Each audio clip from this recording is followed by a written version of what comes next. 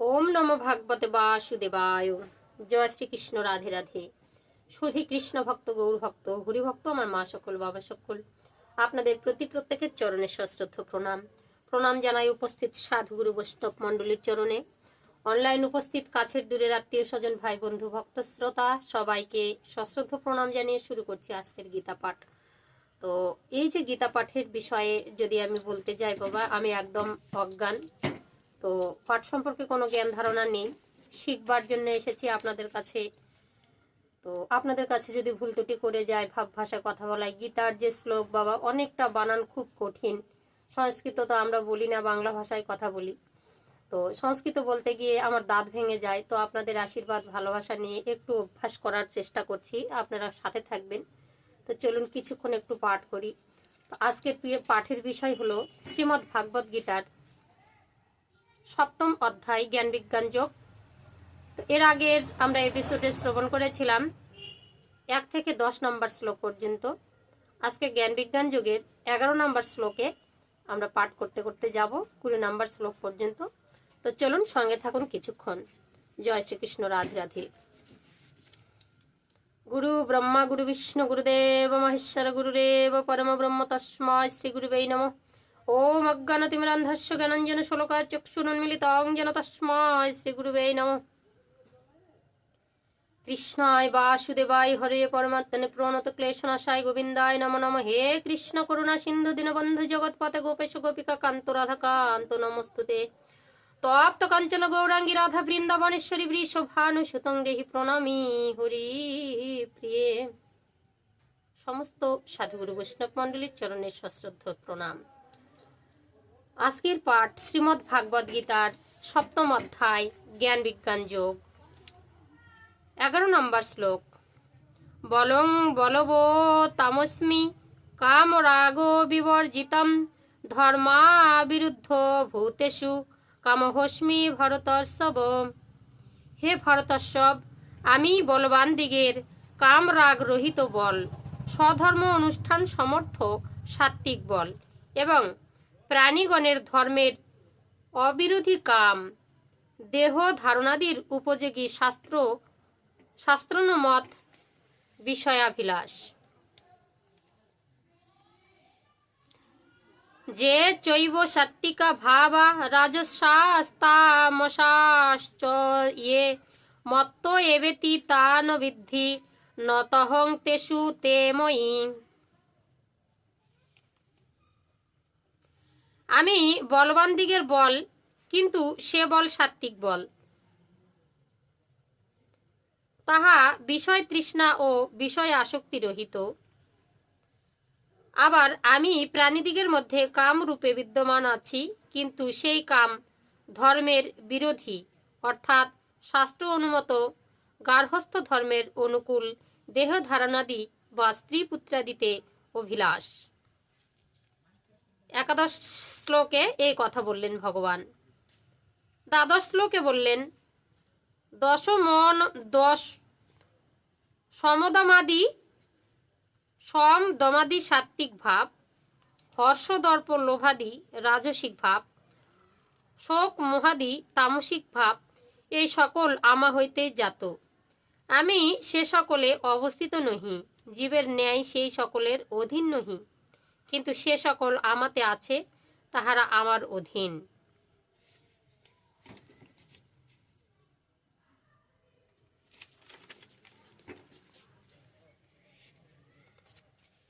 ঈশ্বর মঙ্গলময় আনন্দময় সত্যস্বরূপ, সর্বকল্যাণ গুণপত প্রেম পবিত্রায় আধার। তবে তাহার সৃষ্টি জগতের দুঃখ অমঙ্গল অসত্য হিংসা দেশ পাপ প্রলোভন এ সকল কেন?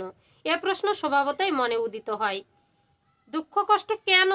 সত্যি ভগবান যদি সবকিছুর মধ্যেই আছে, কাম ক্রোধ লাভ লোভ মোহ মত মাৎসর্য, নিজে বললেন যে কামীদের কামও আমি, তাহলে কেন এই দুঃখ, কেন তাপ, কেন এই পাপ পুণ্যের বিচার? ইহার উত্তরে অনেক সময় বলা হয় জীবের শিক্ষার জন্য, সংশোধনের জন্য, সেই পরম পদ লাভের যোগ্যতার পরীক্ষা স্বরূপে এই সকল বিহিত হইয়াছে। যেই অগ্নি দহনে স্বর্ণের বিশুদ্ধতা সম্পূর্ণ হয়, সুতরাং জীবের এই যে নিদারুণ দুঃখ দাহন, ইহাও ভগবানের দয়া। বারে বারে যত দুঃখ দিয়েছ দিয়েছ তারা, আর সে কেবলই দয়া তব, জানি গো মা দুঃখ হরা, সন্তান মঙ্গল তরে জননী তাড়না করে, ইত্যাদি সুন্দর উপমা দ্বারা ভক্ত কবি এই তত্ত্বটি ব্যাখ্যা করিয়াছিলেন।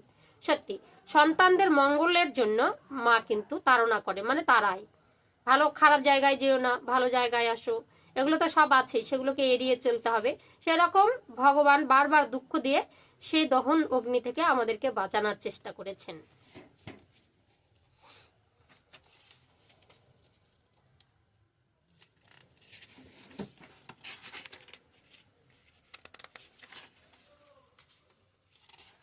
এবার ত্রয়োদশ শ্লোকে কি বললেন? ত্রিগুণময় ভাবই রৈভি সর্বমিদং জগৎ মোহিতং নাভি জানতি মামেভ্যং পরমব্যয়ম দৈবীরেশ্বা গুণময়ী মম মায়া দুরত্যয়া মামেব ইয়ে প্রপদন্তে মায়ামে তাং তরন্তি তে। এই ত্রিবিধ গুণময় ভাবের দ্বারা সত্য রজস তমগুণ দ্বারা সমস্ত জগৎ মোহিত হইয়াছে। এ সকলের অতিতক্ষই আনন্দ স্বরূপ আমাকে স্বরূপত জানিতে পারে না। আমাদের মধ্যে যে ত্রিগুণ রয়েছে এগুলো আমরা বুঝতেই পারি না, জানিও না, এর মধ্যে আবার ভগবান আছে। এই ত্রিগুণাত্মিকা লৌকিকী অলৌকিকী আমার মায়া নিতান্ত দুস্তরা, যারা একমাত্র আমারই শরণাগত হইয়া ভজনা করেন তাহারাই কেবল এই সুদুস্তরা মায়া উত্তীর্ণ করিতে পারেন। একমাত্র ভগবানের যারা উপাসনা করেন তারা এই মায়া উত্তীর্ণ করতে পারেন। মায়া মোহের জালে আমাদেরকে রেখে দিয়েছেন ভগবান, বারবার দুঃখ জ্বালা দিয়ে সেখান থেকে উদ্ধার করার চেষ্টা করছেন। ন মাং দুষ্কৃতি ন মুরা প্রপদন্তে নরাধমা মায়োয়াহ পহৃত গানা আসুরাং ভাব মাশ্রিতা চতুর্বিদা ভজন্তে মাং জনা সুকৃতি নহর্জুন আর্ত জিজ্ঞাসুরার্থী জ্ঞানী চ ভারতর্ষব তেষাং জ্ঞানী নিত্যযুক্ত এক ভক্তি বিশিষ্যতে প্রিয় হি জ্ঞানী নহত্যর্থ মহং স চ মম প্রিয়। পাপকর্ম পরায়ণ বিবেক শূন্য নরাধমগণ মায়ার দ্বারা হতজ্ঞান হইয়া অসুর স্বভাব প্রাপ্ত হইয়াই আমাকে ভজনা করে না।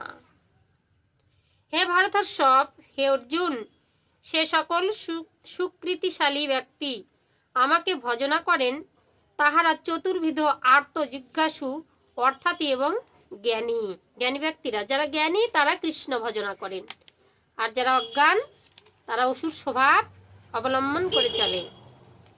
ইহাদিগের মধ্যে জ্ঞানী ভক্তই শ্রেষ্ঠ, তিনি সতত আমাতেই যুক্তচিত্ত এবং একমাত্র আমাতেই ভক্তিমান। আমি জ্ঞানীর অত্যন্ত প্রিয় এবং তিনিও আমার অত্যন্ত প্রিয়। উদারা সর্বত্রৈবেতে জ্ঞানী তাতৈব মে মতম আস্থিত সহি যুক্তাত্মা মামে বানুত্তমাং গতিং বহুনাং জন্ম নামন্তে জ্ঞানবান মাং প্রপদ্যতে বাসুদেব সর্বমিতি সমহত্তা সুদর্লভ।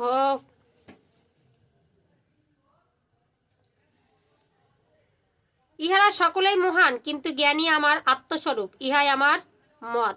যেহেতু মদেক চিত্ত, সেই জ্ঞানী সর্বোৎকৃষ্ট গতি যে আমি, সেই আমাকেই আশ্রয় করিয়া থাকে যারা জ্ঞানী ভক্তি। তো জ্ঞানী ভক্ত অনেক জন্মের পর বাসুদেবাই সমস্ত এইরূপ জ্ঞান লাভ করিয়া আমাকে প্রাপ্ত হন। এইরূপ মহাত্মা অতি দুর্লভ। ভগবানই সব, আমরা কিন্তু বুঝি না। তো যাই হোক, যারা জ্ঞানী তারা বুঝেছেন, তাদের দুর্লভ জীবন। কামেস্তৈ হৃত জ্ঞানা প্রপদ্যন্তে হন্য দেবতা তং তং নিয়মাস্থায় প্রকৃতা নিয়তা সহা। কি বলছেন? স্ত্রীপুত্র ধন মাদি বিবিধ কামনা দ্বারা যাহাদের বিবেক অপহৃত হইয়াছে, তাহারা নিজ নিজ কামনা কলুষিত স্বভাবের বশীভূত হইয়া ক্ষুদ্র দেবতাদের আরাধনায় ব্রত উপাসাদি যে সকল নিয়ম আছে তাহা পালন করিয়া অন্য দেবতার ভজনা করিয়া থাকে, আমার ভজনা করে না। এই হচ্ছে ভগবান শ্রীকৃষ্ণের 20 নম্বর শ্লোক পর্যন্ত বর্ণিত। তো এবার আজকে আমরা একটু কিছুক্ষণ গীতা মাহাত্ম্য শ্রবণ করব। আমাদের কর্তব্য কৃষ্ণ ভজন করা। যারা অতি দুর্লভ ব্যক্তি, বহু জন্মের স্বীকৃতির ফলে কৃষ্ণই সব, কৃষ্ণই জগৎগুরু, জগতের ভগবান, তারা জানে, তাই গীতাগান আশ্রয় করিয়া ভগবান শ্রীকৃষ্ণের আরাধনা করে, তাদের জীবন কিন্তু দুর্লভ। আর আমার মতো পাপাচারী অধম যারা রয়েছেন, তারা ক্ষুদ্র ক্ষুদ্র দেবতার পূজা অর্চনা করে আমরা ভোগ বিলাসে মেতে থাকি। আমাদের জীবনটা কেমন পাপে ভরা, তাই না? আমাদের মুক্তির পথ আমরা নিজেই হারিয়ে ফেলেছি। যাই হোক, কৃষ্ণ ভজন করা অত সহজ নয়। যদিও জানি যে কৃষ্ণ ভজন করা ভালো, যদিও জানি কৃষ্ণ ভিন্ন বা গোবিন্দ ভিন্ন কিছু নাই, ভগবান শ্রীকৃষ্ণ নিজেই গীতাতে এটা প্রকাশ করলেন যে আমি সর্বসর্বা, তবুও আমরা কিন্তু সেখানে সাহস পাই না। কেন? কৃষ্ণ ভজনের নানান পথ রয়েছে, গুরু জ্ঞান দরকার আছে, তবে আমরা সেটা কিন্তু লাভ করতে পারি, নচেত নয়। তো চলুন শ্রী শ্রী গীতা মাহাত্ম্য। ওম নমো ভাগবতে বাসুদেবায়। ঋষি কহিলেন, হে সুত, পুরাকালে নারায়ণ ক্ষেত্রে ব্যাসদেব কর্তৃক গীতা মাহাত্ম্য যেরূপ কীর্তিত হইয়াছিল, আপনি তাহা যথাযথ বর্ণন করুন। সুত কহিলেন, ভগবান, আপনি উত্তম জিজ্ঞাসা করিয়াছেন, ইহা পরম গোপন বস্তু, সেই উত্তম গীতা মাহাত্ম্য কে বর্ণন করতে সমর্থ? কৃষ্ণ ইহা সম্মুখ রূপে জানেন। কুন্তী সুত অর্জুন, ব্যাসদেব, ব্যাসপুত্র সুখদেব, যাজ্ঞবল্ক্য, মিথিলাদিক জনক কথঞ্চিত অবগত আছেন। অন্যান্য সকলে অপরের নিকট শ্রবণ করিয়া তাহা লেশমাত্র কীর্তন করেন। আমিও ব্যাসদেবের মুখ হইতে যেরূপ শ্রবণ করিয়াছি, তাহাই এ স্থলে কিঞ্চিত বলিতেছি।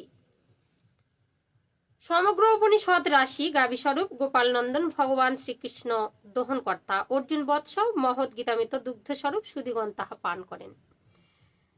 যিনি লোকত্রয়ের উপকার্যে প্রথমে অর্জুনের সারথ্য স্বীকার করিয়া গীতামৃত প্রদান করিয়াছেন, সেই পরমাত্মা শ্রীকৃষ্ণকে নমস্কার। যে মানব ঘোর সাগর সংসার উত্তীর্ণ হইতে ইচ্ছা করেন, তিনি গীতারূপ নৌকা আশ্রম গ্রহণ করিলে সুখে পার হইতে পারেন। ভগবান শ্রীকৃষ্ণ আমাদের জন্য একটা তরি দিয়েছেন, সেটা হচ্ছে গীতারূপ নৌকা। সেটার যদি আমরা আশ্রয় নেই, সেটাকে নিয়ে যদি আমরা চলতে পারি এই গীতারূপ নৌকাকে, তাহলে সুখে পার হয়ে যেতে পারবো। তো ভগবান শ্রীকৃষ্ণ গীতা পাঠের যেরূপ পরিতুষ্ট হন, বেদ পাঠ, দান, যজ্ঞ, তীর্থ দর্শন ব্রতাদি দ্বারা সেরূপ প্রসন্ন হন না। কেন? ভগবান শ্রীকৃষ্ণ নিজেই গীতাতে বললেন, হে পার্থ, গীতায় আমার হৃদয়, গীতায় আমার সর্বস্ব সার, গীতায় আমার অদগ্র এবং অবজ্ঞান স্বরূপ, গীতা আমার উত্তম স্থান, গীতা আমার পরম পদ, গীতা আমার পরম গুহ্য, গীতা আমার পরম গুরু, গীতা আশ্রয়ে আমি থাকি, গীতায় আমার পরম গৃহ, গীতা জ্ঞান আশ্রয় করি আমি ত্রিজগৎ পালন করি। গীতা আমার ব্রহ্মরূপা পরমাবিদ্যা, ইহাতে সংশয় নাই। গীতা অর্থমাত্রা রূপিণী, নিত্য অনির্বাচনীয় পদ স্বরূপিণী। হে পাণ্ডব, আমি গীতার গুহ্য নাম সমূহ বলিতেছি, শ্রবণ করো। ওই নাম সকল শ্রবণ করলে তৎক্ষণাৎ সমস্ত পাপ বিনষ্ট হইয়া যায়। চলুন ভক্তগণ শ্রবণ করি। গঙ্গা, গীতা, সাবিত্রী, সীতা, সত্যা, পতিব্রতা, ব্রহ্মবলী, ব্রহ্মবিদ্যা, ত্রিসন্ধ্যা, মুক্তি গেহিনী, অর্ধমাত্রা, চিতানন্দা, ববগ্নি, ভ্রান্তি নাশিনী, বেদত্রয়ী, পরানন্দা, তত্ত্বাত্ম জ্ঞান মঞ্জুরি। যেজন ব্যক্তি নিষ্ফল চিত্তে প্রত্যহে নাম সকল জপ করেন, তিনি নিত্য জ্ঞান সিদ্ধি অন্তে পরম পথ লাভ করেন, ইহাতে সংশয় নেই। তাই সকলেই বলুন, জয় গীতা, জয় গীতা, জয় গীতা।